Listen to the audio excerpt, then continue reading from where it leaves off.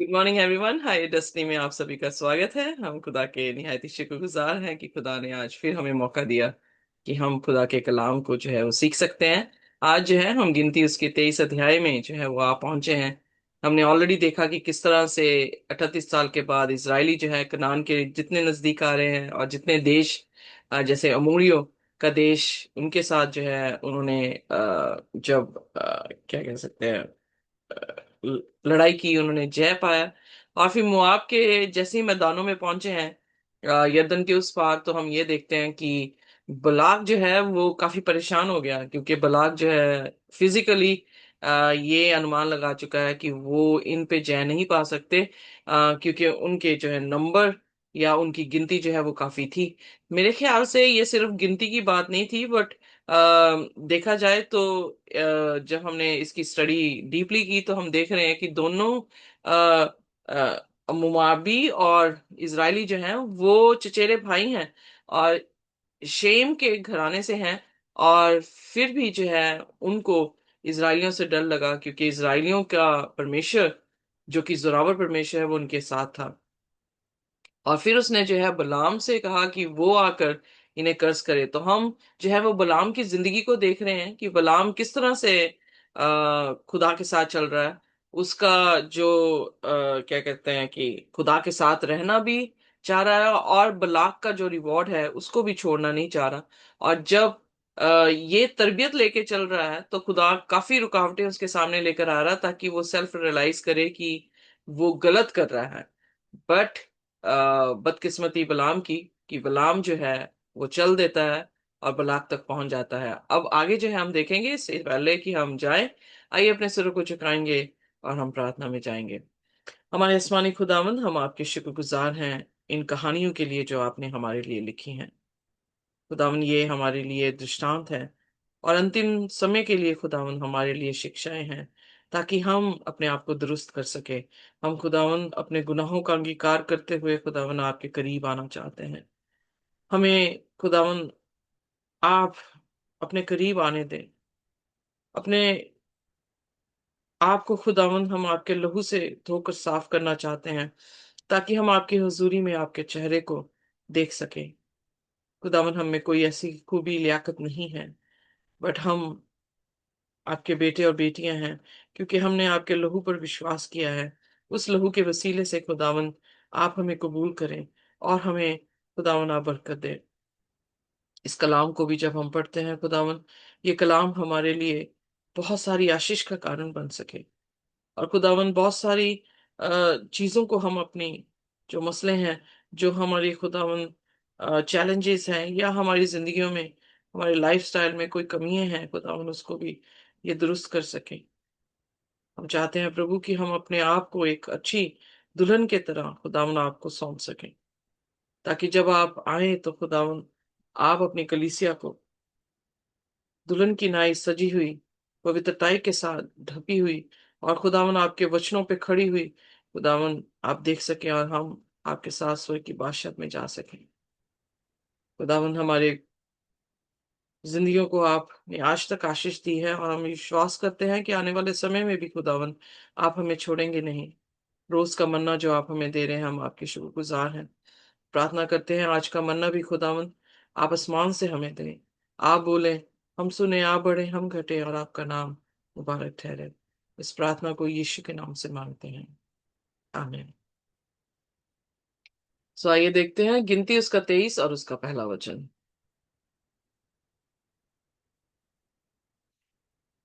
तब बिलाम ने बालक से कहा, यहाँ पर मेरे लिए 7 वेदियां बनवा और इसी स्थान पर 7 बछड़े और 7 मेढ़े तैयार कर। तब बलाक ने बिलाम के कहने के अनुसार किया, और बलाक और बिलाम ने मिलकर प्रत्येक वेदी पर एक बछड़ा और एक मेढ़ा चढ़ाया।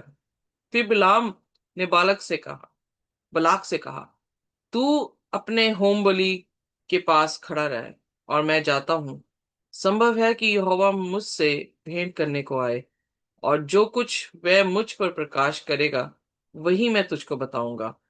तब वह एक मुंडे पहाड़ पर गया।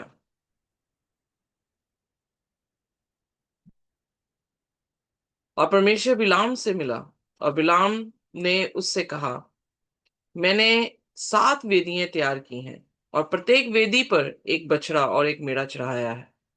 यहोवा ने बिलाम के मुंह में एक बात डाली डाली और कहा, बलाक के पास लौट चल, और यूं कहना कि वह अपने पास लौट कर आ गया। और वह उसके पास लौट कर आ गया, और क्या देखता है कि वह सारे मोआबी हाकिमों समेत अपने होमबलि के पास खड़ा है।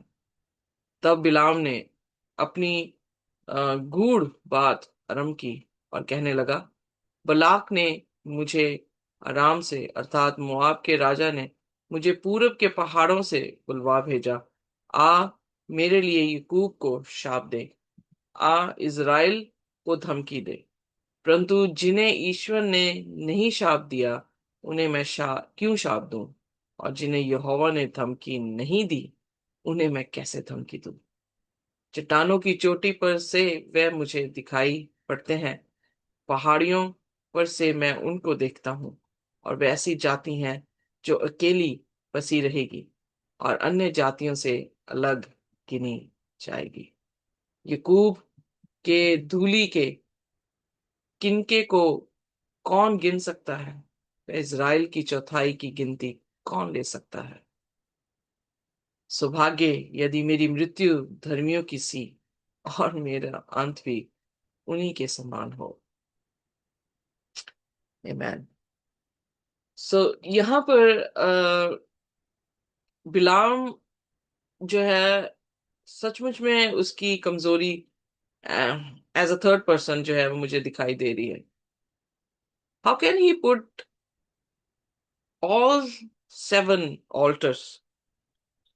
खुदा अह, जानता हुआ खुदा को भी, फिर भी वो बलाक को प्रसन्न करने के लिए ट्रेडिशंस कर रहा है, ताकि बलाक को ये ना लगे कि बिलाम ने जो है वो जो उसे करना चाहिए था वो किया नहीं, यानी जो एफर्ट देने चाहिए थे वो बिलाम ने दिए नहीं। बिलाम बलाक के अनुसार उसको प्रसन्न करने के लिए 7 वेदियां बनवा रहा है, और उसमें बछड़े और 7 मेढ़े जो है वो तैयार कर रहा है। वेल, सेक्रीफाइस जो है वो सिर्फ यहूदी कौम में नहीं देखने को मिलता, बट हमने ऑलरेडी देख लिया है कि जो अन्य जाति के लोग थे वो भी सेक्रीफाइस पे विश्वास करते हैं। हमारे एशियन कल्चर में भी आप देखेंगे कि हर जगह पर जो है, स्पेशली हिंदुइज्म में भी आप देखेंगे कि सेक्रीफाइस है। आप देखेंगे इस्लाम में भी खुदा वहां पे भी हम देखते हैं कि वहां पे भी सेक्रीफाइस किया जा रहा है। इजरायलियों के बीच में भी हमने देखा कि वहां पर भी सेक्रीफाइस होता था। अब सेक्रीफाइस नहीं है। क्रिश्चियंस जब हम देखते हैं मसीह धर्म को, तो वहां पर भी हम देखते हैं कि एक सेक्रीफाइस का जिक्र किया गया है जिसके वसीले से हमने जो है वो निजात पाई है। सो 7 जब वेदियां उसने बनाई है, तो 7 वो जानता है कि ये कंप्लीट नंबर है, एक परफेक्ट नंबर है खुदा का। और वो 7 वेदियों को और उस पे 7 बछड़े और मेढ़े जो है तैयार कर रहा है, और इनफैक्ट वो इन्वॉल्व भी कर रहा है बलाक को उस सारी एक्टिविटी को करने के लिए। और बलाक एक राजा होते हुए भी उसके साथ क्या कर रहा है? मेढ़े रख रहा है हर वेदी पर। क्या सोच रहा था बलाक कि ये ट्रेडिशन करने पे क्या खुदा बदल जाएगा इज़राइल के लिए, या खुदा इज़राइल को श्राप दे देगा? अगर वो ये जानता था कि खुदा बदलता नहीं है, तो फिर वो ये वेदियां बनाने का उसका क्या मकसद था? तो ये साफ पता लगता है कि जो बिलाम है वो अपना अपना ट्रैक या अपना गोल या अपना जो उसका कर्तव्य था वो जो है वो मिस कर रहा है। वो उसने मार्क जो है वो मिस कर दिया, यानी अपना रास्ता जो है वो बदल लिया है। M I right? जी। क्योंकि कोई भी तुक नहीं बनता। अगर बाई चांस मैंने कोई चीज करवानी हो और मैं जाके उपाय ढूंढ रही हूँ पंडितों से, तो आपको क्या लगेगा कि मैं खुदा के बीच में भरोसा रख रही हूँ या मेरा भरोसा हट गया है? या फिर हम ये कह सकते हैं कि हम जो है खुदा पे भरोसा रखते हैं, पर जाके चर्च में कैंडल्स जो है वो जला रहे हैं। मरियम की कई लोग जो है वो सरदने जाते हैं और मरियम के सामने उसे चुन्नी चढ़ा रहे होते हैं, और उसको कैंडल्स जो हैं वो लगा रहे होते हैं, और स्पेशली जो है कैंडल लगाई जाती है कि हमारे घर में बेटा हो जाए, हमारे घर में बीमारियां जो है वो दूर हो जाएं। तो आप क्या समझते हैं उससे, कि क्या ये राइट विश्वास होगा? जब खुदा के वचन में है कि तुम मुझसे मांगोगे तो मैं तुम्हें दूंगा, तो क्या कैंडल्स जलाने से खुदावन यीशु मसीह हमें देंगे? इनफैक्ट आई थिंक अगर हम कुछ अटपटा ट्रेडिशन करते हैं तो खुदा और ज्यादा नाराज होंगे। What do you think? Am I right? जी। यस। आप प्रसन्न नहीं कर रहे खुदा को, आप खुदा को और अपने से दूर कर रहे हैं। और जितना खुदा हमसे दूर जाएगा, उतनी मौत हमारे करीब, क्योंकि हमने क्या किया है, पाप किया होगा, तभी खुदा दूर गए हैं। और पाप की मजदूरी क्या है? मौत। सो यहाँ पर वो उस ट्रेडिशन को लेके कर रहा है, इम्प्रेस कर रहा है राजा को भी, और ये सोच रहा है कि खुदा अब बदल देगा क्योंकि वेदी पर उसने यीशु मसीह के प्रतीक को चढ़ा दिया है। नो, वो यीशु मसीह का प्रतीक नहीं है। यीशु मसीह का प्रतीक उसके पूरे करेक्टर के साथ, उसकी पूरी इमेज के साथ जो है वो आता है। मैं अगर किसी भी लैम्प को लेकर और उसे जो है यीशु मसीह मान लूं और उसे चढ़ाऊं आज के समय में, तो क्या वो यीशु मसीह की कुर्बानी होगी? मूसा का जिक्र आता है कि मूसा ने, अब आने वाली कहानियों में आप देखेंगे कि मूसा ने जो है पानी देना था, और खुदा ने कहा कि जाके पहाड़ से बोल, और उसने जो है छड़ी मारी, तो खुदा ने उसके इस पाप को माफ नहीं किया। नीबो पहाड़ में वो मर गया और उसे फरिश्तों ने दफन किया। सो यहाँ पर हम देखते हैं कि खुदा किसी भी तरह से, उसकी इमेज को हम अगर बदलने की कोशिश करेंगे, तो हम क्या कर रहे हैं? हम उसकी खिलाफत कर रहे हैं, हम उसके साथ बलवा कर रहे हैं, और हमने अपने विश्वास को जो है वो छोड़ दिया है। कल मैं किसी के साथ बैठी थी, तो वो उनके फोन से जो है उनकी गाड़ी में कनेक्ट हुआ था और प्रचार चल रहा था, कोई प्रचार कर रहा था, तो वो कह रहे थे कि खुदा ने जगत से ऐसा प्रेम किया, God, for God so love the world. ऐसा नहीं लिखा होना चाहिए था, ऐसे लिखना चाहिए था कि गॉड लव्स द वर्ल्ड। तो मुझे बड़ी हैरानी हुई कि क्या आप खुदावन यीशु मसीह को भी दुरुस्त करेंगे? आपकी आपकी अंग्रेजी सही नहीं है। Are you getting me? जी। कि अब ये भी दुरुस्त किया जाएगा कि जीसस की जो है वो वोकेबलरी ठीक नहीं थी, या उसके ग्रामर ठीक नहीं था, उसका जो है वर्ड राइट नहीं, उसका पास्ट टेंस क्यों लिख दिया, प्रेजेंट टेंस लिखना चाहिए था। So what we are doing?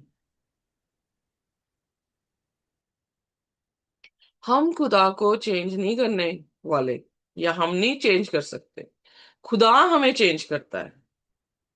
हम खुदा के वचन नहीं चेंज कर सकते, खुदा के वचन हमें चेंज करते हैं।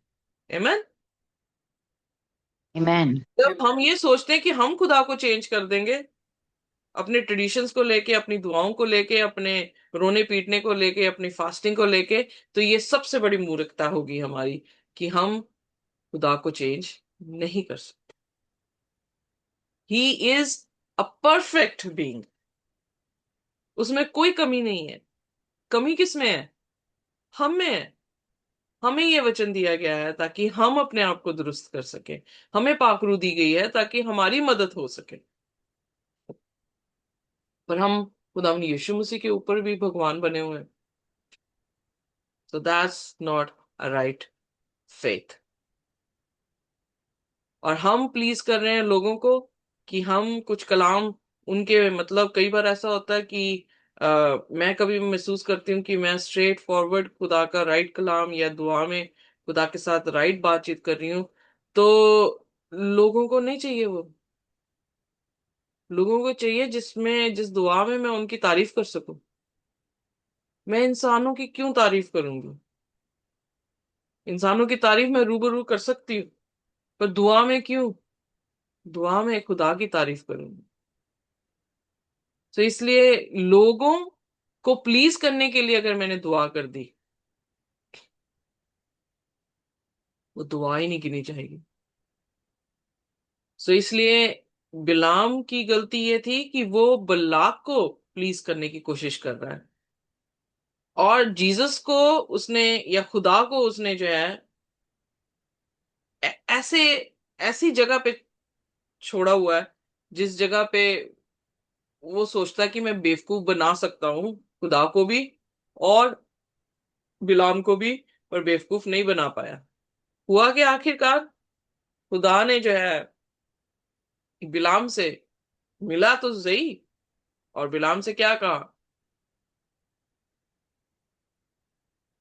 कि तूने ये चढ़ाई हैं, ये मेरे जो है चढ़ाए हैं, अब तेरे मुंह में मैं बात रखता हूं। जा, बलाक के पास जा और बात कर। और बलाक के पास जाके क्या बात कर रहा है? Such a beautiful word God put in his mouth. और हमें ये अंडरस्टैंड करने की जरूरत है, अगर हम खुदा के साथ वफादार हैं, अगर हम खुदा से मोहब्बत करते हैं, तो ये यकीनन बात है कि जिसको परमेश्वर ने आशीष दी हो उसे शाप कैसे दिया जा सकता है। कई बार आप मैंने ये महसूस किया कि आप जो है दूसरे लोग आप पे जो मर्जी दुआएं करते रहें, वो कामयाब नहीं होती हैं। जादू मंत्र करते रहें, वो कामयाब नहीं होते हैं। क्यों नहीं होते हैं? कि जब खुदा ने ही आशीष दे दी, तो शैतान क्या चीज है कि उसको श्राप दे देगा? वो आसपास कुछ भी अलग चीजें कर सकता है, पर वो आपको डायरेक्टली जो है वो नहीं कर सकता। सो परंतु जिन्हें पर ईश्वर ने नहीं शाप दिया, उन्हें मैं क्यों शाप दूं? और जिन्हें परमेश्वर ने धमकी नहीं दी, उन्हें मैं कैसे धमकी दूं? सो ना मैं उन्हें गलत कर सकता हूं, ना मैं उन्हें कर्स कर सकता हूं। क्यों? क्योंकि खुदा ने आशीष दी। और इसीलिए भजन में लिखा है, धन्य है वह जिनके पाप क्षमा किए गए हैं। जिनके पाप ही क्षमा कर दिए गए हैं, उनके ऊपर कौन सा हुक्म जारी है? कोई हुक्म नहीं है जारी। और फिर यहाँ पे लिखा है, परंतु जिन्हें चट्टानों की चोटी पर से वह मुझे दिखाई पड़ते हैं, पहाड़ियों पर पर से मैं उनको देखता हूं। वे ऐसी जाति हैं जो अकेली बसी रहेंगी।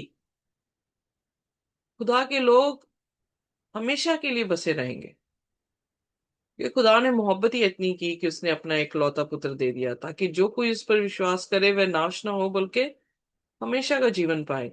सो ये खुदा के लोगों की रिवॉर्ड है कि वही एक जाति है जो बसी रहेगी।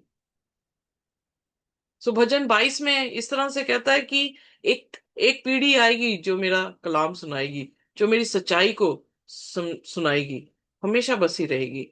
सो खुदा के लोग जो उस पर विश्वास करते हैं, जिन पे खुदा अपनी मोहब्बत को उंडेलता है, जिन पे खुदा का फजल है, जिन पे खुदा ने आशीष दे रखी है और उनके गुनाह माफ कर रखे हैं, उनकी विरोध में कोई नहीं खड़ा रह सकता। इसीलिए पौलुस ने कहा, who can, when God is with us, who can stand against us?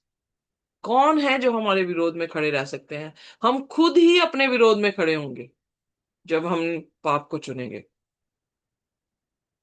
Otherwise अगर हम खुदा के साथ वफादार हैं, कोई भी तलवार, कोई भी मौत, क्या गहराई क्या ऊंचाई, कोई भी हमें खुदा के प्यार से अलग नहीं कर सकती। और यही चीज जो है यहाँ पर बिलाम जो है बलाक से कह रहा है कि एक यही जाति है। सो ये एक ऐसा मैसेज था जिस मैसेज को सुन के जो बलाक है वो तब्दील हो जाना चाहिए था, उसकी सोच बदल जानी चाहिए थी कि मैं, अगर खुदा ने ये बात कही है कि यही जाति बसी रहेगी, तो जैसे यहाँ पर बलाक जो है वो प्रार्थना कर रहा है कि मेरा सौभाग्य हो कि मैं, यदि मेरी मृत्यु धर्मियों की सी और मेरा अंत भी उन्हीं के समान हो, यानी इन लोगों के समान मेरा जो है वो डेस्टिनी हो। पर अफसोस की बात क्या है, अभागा था, उसकी डेस्टिनी उनके जैसी नहीं थी। हमारी चॉइसेस मेक्स अवर डेस्टिनी, और वो चॉइस बिलाम ने जो है वो खो दी। उसकी ये डेस्टिनी हो सकती थी, वो शामिल हो सकता था मूसा के साथ, मूसा के साथ उसका नाम भी जो है जीवन की पुस्तक में लिखा जा सकता था, हो सकता था कि वो भी जो है जिंदा आसमान पे उठा लिया जाता। बट उसने एक टेम्पररी मोमेंटरी ख्वाहिशों के कारण जो है उसने जात को जो है वो खो दिया, और उसने खुदा के लोगों के विरोध में जो है बलाक को प्रसन्न करने के लिए वेदियों को बना दिए। क्या ये वेदी खुदा एक्सेप्ट करता? केन और हाबिल के कहानी में भी हम देखते हैं, केन की शायद अच्छे फल लेकर आया होगा, शायद अपना बेस्ट, अपने एग्रीकल्चर से जो है अपनी दान जो है खुदा के सामने लेकर आया होगा। क्या खुदा गरीब है कि उसे दान की जरूरत है? No, that was the purpose of his salvation. वो मकसद ही वेदी पर रखने का ये था कि तुम्हें मुक्ति मिले, स्मरण करना था कि खुदा मुहैया करेगा वो मेमना उनके लिए, जो उनके बदले में जान देगा और इनको जिंदगी मिलेगी। और ये ट्रेडिशन नहीं था। इसलिए मती उसके 5 उसकी पहली 10 आयतों में हम देखते हैं कि खुदा के वचन में लिखा कि ये सिर्फ मुंह से मेरे पास आते हैं, इनके दिल जो है वो बहुत दूर हैं, क्योंकि ये तो इंसानों के धर्म उपदेशों को जो है वो सुना रहे हैं। खुदा कहाँ है? क्या हम ढूंढ पा रहे हैं खुदा को? क्या बलाक और बिलाम खुदा को ढूंढ रहे थे जब उन्होंने वेदी पर मेमने चढ़ाए? नहीं, इंटेंशन वॉज कंप्लीटली रॉन्ग। सो आइए हम अपनी इंटेंशंस राइट करें, खुदा के कलाम के अनुसार करें, और खुदा हमें बरकत देगा। अगर हमारी इंटेंशंस रॉन्ग हैं और हम ट्रेडिशंस को मान रहे हैं, और हम जो है लोगों को प्रसन्न करने के लिए चीजें कर रहे हैं, तो I am very sorry, you are unfortunate, we are unfortunate, we will not have higher destiny. और यही दुआ करने की हमें जरूरत है कि खुदा तू हमें कुव्वत और ताकत दे, ताकि हम बिलाम के जैसे ना हो। वो सौभाग्य मांग रहा था, पर अभागा ये नहीं जानता था कि ये सौभाग्य उसका नहीं रहा। The day he left God and he worshipped money, he left eternal life. हम किसकी वर्शिप कर रहे हैं? आज हमारे लिए भगवान की जगह या खुदा की जगह कौन लेकर बैठा है? ये हमें सेल्फ रियलाइज करने की जरूरत है, और अगर कोई बैठ रहा भी है तो वो उतार दो और प्रभु यीशु मसीह को प्रथम स्थान दो, तो वो सारी चीजें जो हमें चाहिए वो मिल जाएंगी। खुदा हमें आशीष और बरकत दे। आइए अपने सिरों को झुकाएंगे और हम प्रार्थना में जाएंगे और प्रार्थना करेंगे कि खुदा, हम किसी भी तरह से तुझे छोड़ किसी और को अपना भगवान न माने, तुझे छोड़ किसी और की इबादत ना करें, और ये नजात जो तूने अपने लोगों को दी है कि वो ही जाति बसी रहेगी जो तेरे पे भरोसा करेगी, तो हम उनमें से एक होने चाहिए। हम अभागे ना हो। कोई भी जन जो है वो हमारे लिए प्रार्थना कर सकते हैं। आइए हम प्रार्थना करें। हालेलुया। धन्यवाद धन्यवाद, ये मेरे महान समर्थी प्रभु यीशु, ਜ਼ਮੀਨ ਅਸਮਾਨ ਦੇ ਖਾਲਿਕ ਔਰ ਮਾਲਿਕ ਮੇਰੇ ਪਿਤਾ। ਇਸ ਵਕਤ ਦੇ ਲਈ ਅਸੀਂ ਤੁਹਾਡਾ ਧੰਨਵਾਦ ਕਰਦੇ ਹਾਂ। ਅਸਮਾਨ ਤੇਰਾ ਸਿੰਘਾਸਨ ਔਰ ਪ੍ਰਿਥਵੀ ਤੇਰੇ ਪੈਰਾਂ ਦੀ ਚੌਂਕੀ ਹੈ ਮੇਰੇ ਪਿਤਾ। ਤੇਰੇ ਵਚਨ ਸਾਡੇ ਪੈਰਾਂ ਦੇ ਲਈ ਪਰਮੇਸ਼ਵਰ ਰੋਸ਼ਨੀ ਨੇ, ਜੋ ਸਾਨੂੰ ਰਸਤਾ ਦਿਖਾਉਂਦੇ ਨੇ ਪਰਮੇਸ਼ਵਰ। ਤੁਸੀਂ ਬੋਲਿਆ ਕਿ ਵਿਸ਼ਵਾਸ ਕਰਮ ਬਿਨਾ ਮੁਰਦਾ ਹੈ ਮੇਰੇ ਪਿਤਾ। ਫਿਰ ਅਸੀਂ ਤੁਹਾਡੇ ਤੇ ਵਿਸ਼ਵਾਸ ਕਰੀਏ ਔਰ ਕੰਮਾਂ ਨੂੰ ਨਾ ਕਰੀਏ ਪਰਮੇਸ਼ਵਰ, ਤੇਰੀ ਆਗਿਆ ਉੱਤੇ ਨਾ ਚੱਲੀਏ ਤਾਂ ਅਸੀਂ ਨਿਕੰਮੇ ਹਾਂ ਮੇਰੇ ਪਿਤਾ। प्रभु तुसी बोलिया कि तुम अगर स्वर्गदूत तो सी बोलियां बोलो और प्रेम ना करो तो तुम खनखनाता पीतल और छनछनाती हुई झांझ हो मेरे पिता। ਅਸੀਂ ਤੁਹਾਡੇ ਵਚਨਾਂ ਦੇ ਉੱਤੇ ਪਰਮੇਸ਼ਰ ਆਪਣੇ ਦਿਲ ਨੂੰ ਲਗਾ ਸਕੀਏ, ਮਨਨ ਕਰ ਸਕੀਏ ਪਰਮੇਸ਼ਰ, ਔਰ ਆਪਣਾ ਜੀਵਨ ਪਰਮੇਸ਼ਰ ਕਰਮਾਂ ਦੇ ਨਾਲ, ਵਿਸ਼ਵਾਸ ਦੇ ਨਾਲ ਜੋੜਦੇ ਹੋਏ ਪਰਮੇਸ਼ਰ ਉਹ ਜੀਵਨ ਜੋ ਤੈਨੂੰ ਪਾਉਂਦਾ ਹੈ ਉਹ ਦੇ ਸਕੀਏ। ਅਸੀਂ ਕਮਜ਼ੋਰ ਹਾਂ, ਅਸੀਂ ਪ੍ਰਭੂ ਜੀ ਆਪਣੀ ਸੋਚ ਔਰ ਸਮਝ ਦੇ ਉੱਤੇ ਪਰਮੇਸ਼ਰ ਸਾਡਾ ਕਮਜ਼ੋਰੀ ਹੈ ਪਰਮੇਸ਼ਰ, ਔਰ ਇਸ ਬੁੱਧੀ ਨੂੰ ਮੰਗਦੇ ਹਾਂ ਜੋ ਤੁਹਾਡੀ ਹੈ ਮੇਰੇ ਪਿਤਾ। ਤੁਸੀਂ ਬੋਲਿਆ ਕਿ ਅਗਰ ਬੁੱਧੀ ਦੀ ਕਮੀ ਹੈ ਤਾਂ ਮੇਰੇ ਤੋਂ ਮੰਗੋ, ਮੈਂ ਬਿਨਾਂ ਉਲਾਹਨਾ ਦਿੱਤੇ ਤੁਹਾਨੂੰ ਦਵਾਂਗਾ। ਪਰਮੇਸ਼ਰ ਅਸੀਂ ਉਸ ਬੁੱਧੀ ਨੂੰ ਮੰਗਦੇ ਹਾਂ ਜੋ ਤੁਹਾਡੀ ਹੈ ਪਰਮੇਸ਼ਰ, ਪ੍ਰਭੂ ਜੋ ਸਾਨੂੰ ਸਿੱਧਾ ਚਲਾਉਂਦੀ ਹੈ ਪਰਮੇਸ਼ਰ। ਅਸੀਂ ਧੰਨਵਾਦ ਕਰਦੇ ਹਾਂ ਕਿ ਅਸੀਂ ਤੁਹਾਡੇ ਪੁੱਤਰ ਔਰ ਪੁੱਤਰੀਆਂ ਹਾਂ, ਔਰ ਤੁਸੀਂ ਹਮੇਸ਼ਾ ਆਪਣੇ ਦਾਹਿਨੇ ਹੱਥ ਵਿੱਚ ਸਾਨੂੰ ਸੰਭਾਲ ਕੇ ਰੱਖਦੇ ਹੋ ਮੇਰੇ ਪਿਤਾ, ਸਾਡਾ ਮਾਰਗਦਰਸ਼ਨ ਕਰਦੇ ਹੋ, ਸਾਡੇ ਨਾਲ ਹਮੇਸ਼ਾ ਬਨੇ ਰਹਿੰਦੇ ਹੋ ਪਰਮੇਸ਼ਰ। ਤੁਸੀਂ ਬੋਲਿਆ ਕਿ ਮੈਂ तुम्हें छोड़ूंगा ना कभी तुम्हें त्यागूंगा। ਪਰਮੇਸ਼ਰ ਤੇਰੇ ਵਾਅਦੇ ਸੱਚਾ ਔਰ ਜ਼ਿੰਦਾ ਨੇ ਮੇਰੇ ਪਿਤਾ। ਪਰਮੇਸ਼ਰ ਤੂੰ ਹਮੇਸ਼ਾ ਸਾਡੇ ਨਾਲ ਰਹਿੰਦਾ ਹੋਇਆ ਆਪਣੇ ਵਚਨਾਂ ਦੇ ਰਾਹੀਂ, ਆਪਣੇ ਸਵਰਦੂਤਾਂ ਦੇ ਰਾਹੀਂ ਸਾਡੀ ਮਦਦ ਔਰ ਸਹਾਇਤਾ ਕਰਦੇ ਹੋ, ਹਮੇਸ਼ਾ ਸਾਡੇ ਅੰਗ ਸੰਗ ਰਹਿੰਦੇ ਹੋ। ਅਸੀਂ ਇਸ ਪ੍ਰਾਰਥਨਾ ਨੂੰ ਪਿਆਰੇ ਬੇਟੇ ਖੁਦਾਵੰਦ यीशु मसीह के समर्थी नाम च मंगते और पाते हैं, आमीन। खुदा की शांति और उसका अनुग्रह हमारे साथ जब तक हम प्रभु यीशु मसीह को रूबरू ना देख लें, इसी तरह से बना रहे। आमीन।